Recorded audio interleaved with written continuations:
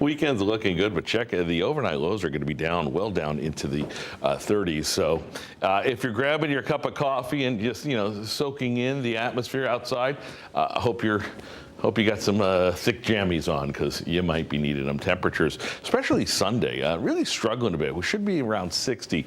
Nope, nowhere near that.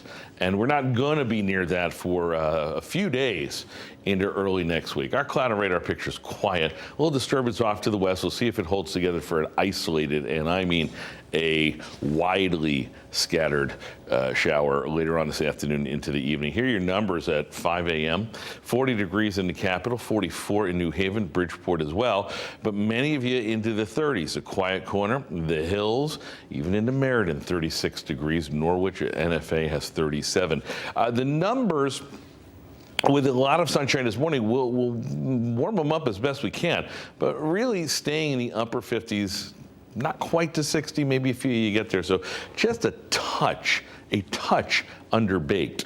Into the evening, heading out to the football games, dress appropriately. Upper 40s, lower 50s by 7 o'clock. And by the time the game ends, some of you are already down into the lower 40s. I'm looking at you, Meriden and Waterbury, Putnam too. So be mindful of that, parents. Into tomorrow morning, as Bridget and I wake up in our respective homes and soak in the quiet, temperatures down to 33 in Windsor Locks. Putnam as well, 34 in Meriden. So if you haven't already, widespread, a little more in the way of frost is likely on tap for you, and not on the shore. Numbers still staying too far above 32. Tomorrow afternoon into the upper 50s. Sunday only into the mid 50s at best.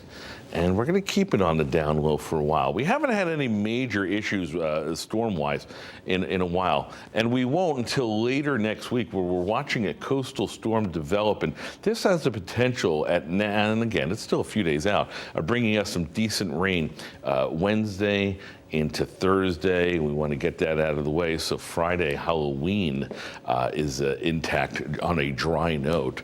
I'll tell you who's not going to be intact by the time the weekend is done, and that would be Jamaica, which unfortunately is going to bear the brunt of a major storm. Tropical storm Melissa really doesn't have any steering winds to move her, so she's just going to sit in those warm waters and get stronger and stronger. And by overnight, Tuesday night into Wednesday, the potential for a Category 4 storm with 140-mile-per-hour winds. That is going to be big trouble for Cuba. They'll watch in, say, the Turks and the Caicos and parts of the Caribbean leading up to the Bahamas for not so much a direct hit, but when you have a storm that big, you need land to break it up, and unfortunately, Cuba's not wide enough to do that. So this storm, curious to see where it is as we go into late next week. It is not likely going to be impacting the U.S. mainland. We see it going out to sea, much like every other storm so far this summer. 59 degrees the high today, down to 38 tonight, 57 for tomorrow. Temperatures only in the mid-50s after that, going forward into next week. Talk about that rainmaker, that coastal storm late Tuesday, mainly into Wednesday, and Thursday will hopefully get that out of the way for Halloween on Friday. 5:47, let's do the road.